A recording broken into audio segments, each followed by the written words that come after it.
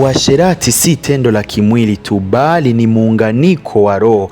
Unapofanya tendo la ndoa na watu tofauti, hauunganishi mili tu, bali pia unaunganishwa na roho zao. Ndani ya muunganiko huo kuna kubadilishana nguvu za kiroho. Roho hizo zinaweza kuleta giza, mkanganyiko na matatizo katika maisha yako. Baadhi ya roho huleta uchafu wa kiroho, huziba milango ya baraka na kuharibu mwelekeo wako wa maisha bila hata wewe kujua. Watu wengi wanajiuliza, kwa nini maisha yangu hayakwenda kama zamani?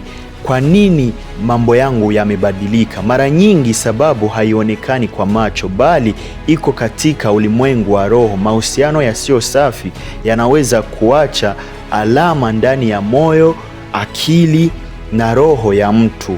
Wakati mwingine tunajikuta tunafanya mambo yasiyo ya kawaida, mabaya au yasiyoendana na tabia zetu.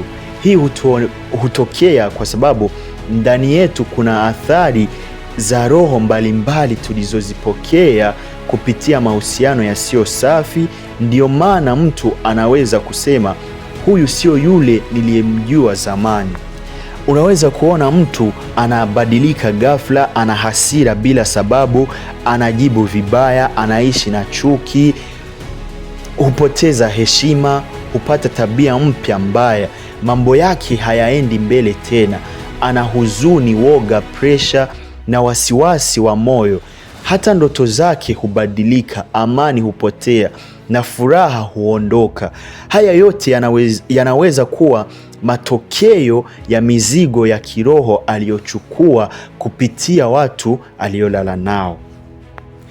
Vijana wengi hukimbilia mahusiano kwa tamaa ya mwili. Wavulana wanatafuta wasichana wengi ili kujithibitisha, na wasichana wanabadilisha wapenzi wakidhani wanatafuta upendo. Lakini kumbuka hili, tendo la ndoa si tendo la mwili tu, ni muunganiko wa roho.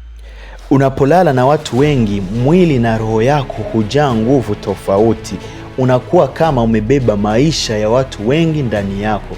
Ndiyo maana wengi wanachelewa kuoa au kuolewa, au wanapata ndoa zenye matatizo, kwa sababu bila kujua waliungana na mtu aliyekuwa na majeraha, laana au mizigo ya kifamilia.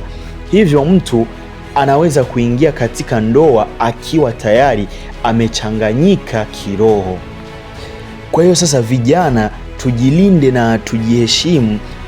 Tuache mahusiano ya majaribio bila kusudi la kujenga ndoa. Mapenzi ya muda mfupi huleta majeraha ya moyo, kuvunjika kwa ndoto zetu na maumivu ya ndani ya moyo.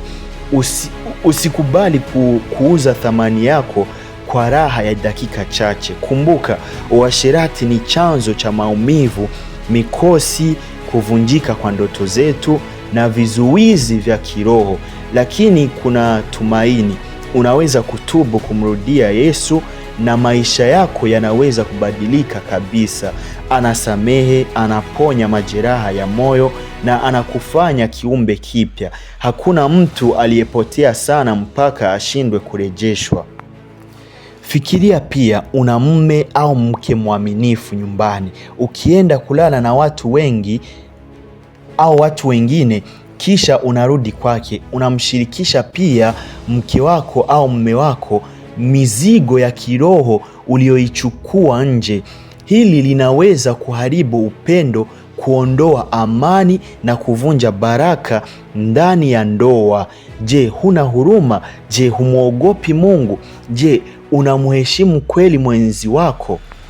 Uaminifu si maneno tu, bali ni maamuzi ya kila siku. Tafakari kabla ya kuchukua hatua. Hakuna kinga ya kimwili inayoweza kulinda roho yako. Linda moyo wako, linda ndoto zako na linda hatima yako. Chagua mtu utakayemuoa au kuolewa naye kwa hekima. Mfanye kuwa mfalme au malkia katika maisha yako. Mheshimu, mthamini, mtunze na mjenge pamoja maisha yaliyojaa upendo, heshima na baraka. Basi usisahau kusubscribe na kushare huu ujumbe na marafiki zako, na Mungu abariki sana. Isaac.